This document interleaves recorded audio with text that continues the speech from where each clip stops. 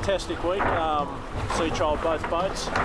Today was our first day of really lining up together, and we had a change in conditions. You know, all week it's been pretty light, big high pressure system, and today we had a fair bit of rain, a little bit more breeze, and just a fantastic way to end the week.